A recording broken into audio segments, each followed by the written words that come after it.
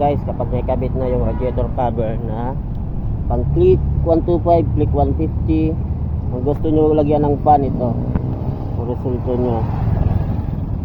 Kailangan nyo lang magpabutas ng tatlo kabilaan, tsaka yung sa likod huwag yung ipatabas nyo yung screw na lalampas kasi baka sumayad sa radiator, tatagas ang coolant nyo. Kaya siya umiikot siya pag nasa biyahe ka.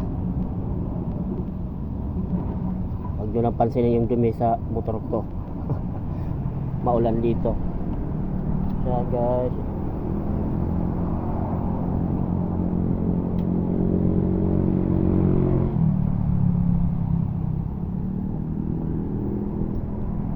Baka pala may taga-Tacloban dito, gawa tayo ng group.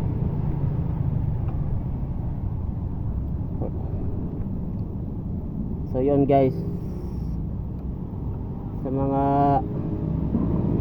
subscribe lang kayo sa channel ko, gagawa ko ng mga DIY, mga compatibility sa accessories kay Euro.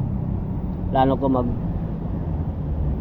bumili ng bagong caliper.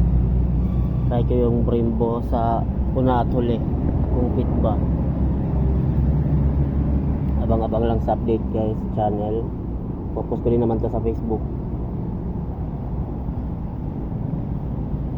So yun lang guys, ride safe, ingat.